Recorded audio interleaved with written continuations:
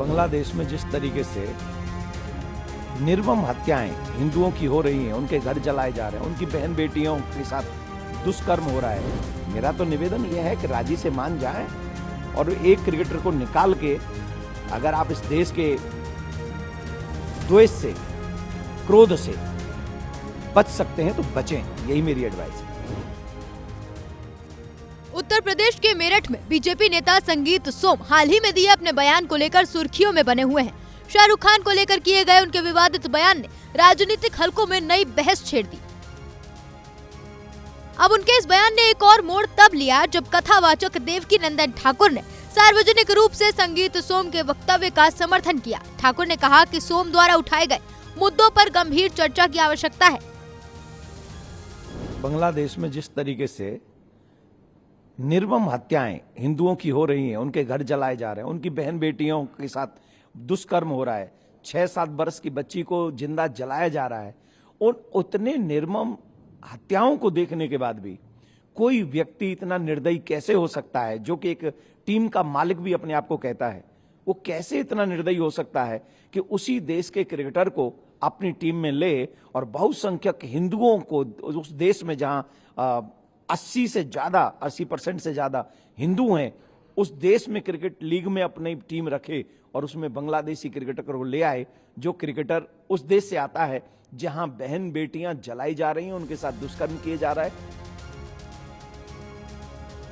देवकीनंदन ठाकुर यही नहीं रुके, उन्होंने अपने बयान में शाहरुख खान को 2 टूक कह दिया कि अगर बांग्लादेशी खिलाड़ी को टीम में खिलाया तो सिर्फ शाहरुख पर ही नहीं बल्कि पूरी केकेआर पर संकट आ जाएगा।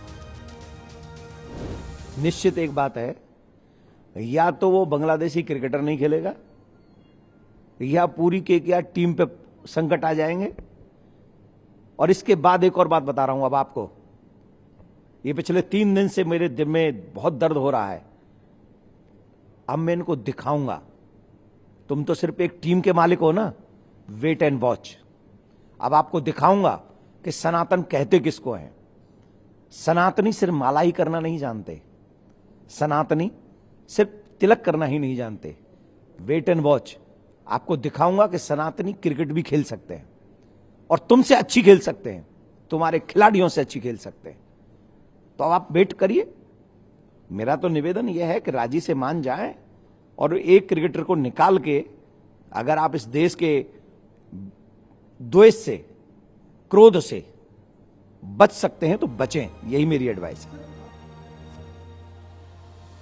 आपको बता दें कि मामला तब शुरू हुआ जब संगीत सोम ने आईपीएल नीलामी का मुद्दा उठाया। उन्होंने एक बड़ा आरोप लगाते हुए कहा कि ऐसे माहौल में शाहरुख खान द्वारा बांग्लादेशी खिलाड़ी को लगभग 9 करोड़ रुपए में खरीदा गया और इसी फैसले को सोम ने कटघरे में खड़ा कर दिया था। उन्होंने अपने संबोधन में शाहरुख खान को कड़ी भाषा में निशाने में लिया, जिससे विवाद और उभरा।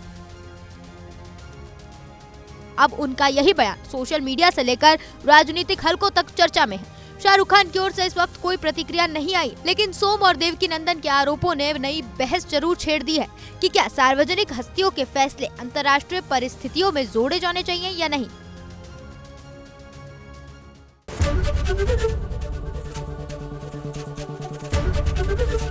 एबीपी गंगा, खबर आपकी, जुबान आपकी।